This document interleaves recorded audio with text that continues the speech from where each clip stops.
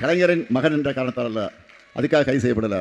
கட்சிக்காக நான் அப்போவே செஞ்ச என்னுடைய பரப்புரை காரணமாகத்தான் கைது செய்யப்பட்டேன். இப்படி அடிமட்டத்திலிருந்து களத்தில் உழைச்சி அடக்குமுறைகளுக்கு எதிராக போராடி அடி உதைப்பட்டு தான் அரசியலுக்கு வந்தேன். இன்றைக்கி அந்த தழும்புகள்லாம் என் உடம்புல அப்படியே தான் இருக்குது. கோபாலபுரம் இளைஞர் திமுக தொடங்கி சென்னை மேயர், 1000 விளக்கு சட்டமன்ற உறுப்பினர், இளைஞரணி செயலாளர், உள்ளாட்சித்துறை அமைச்சர், திமுக பொருளாளர், சட்டமன்ற எதிர்க்கட்சி தலைவர் என படிப்படியாக 60 ஆண்டு காலம் போராட்டம் நிறைந்த பொது வாழ்க்கையில் பயணித்து தான் நான் இந்த இடத்திற்கு வந்திருக்கிறேன்.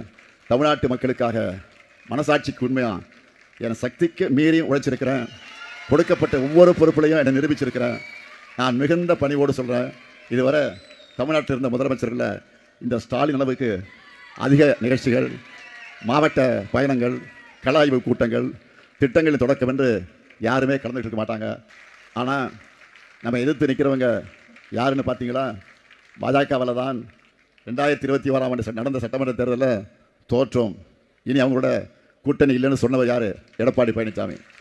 டெல்லியிலிருந்து 2 ரெய்டு நடத்தினமே பயந்து போய் கர்ச்சிப்பால் முகத்தை மறைச்சிக்கிட்டு சட்டமன்றத்தை கூட விட்டுட்டு வேறு காலை மாறி டெல்லியில் போய் கூட்டணி வச்சுட்டு வந்தார். சரி, அந்த கூட்டணிக்காவது இவர் தான் தலைமையா என்றால் அதுவும் கிடையாது. ஒரு சினிமா வரும் பார்த்துருப்பீங்க, மாப்பிள்ளை இவர் தான், ஆனால் அது போட்டிருக்க சட்டை இன்னொருத்தரோடு என்ன சொல்கிறது போல் இவங்க குடுமி டெல்லிக்கிட்ட இருக்குது. எல்லா முடிவுகளும் அங்கிருந்து தான் எடுக்கப்படுகிறது. அதனால தான் இந்த தேர்தலையே தமிழ்நாடு வெர்சஸ் என்டிஏ, தமிழ்நாடு அணி வெர்சஸ் டெல்லி அணி என்று சொன்னேன். நிறைய பேர் கூட என்ன டெல்லின்னு சொல்கிறீங்கன்னு கேட்டாங்க. இவங்க கிட்ட திரும்ப ஆட்சி போனால் டெல்லி ரிமோட் கண்ட்ரோல் ஆட்சி தான் தமிழ்நாட்டில் மறுபடியும் நடக்கும். நம்மளோட எல்லா திட்டங்களும் நின்று போயிடும். ஏற்கனவே அரசு தந்த காசை கூட திரும்ப கேட்பாங்க.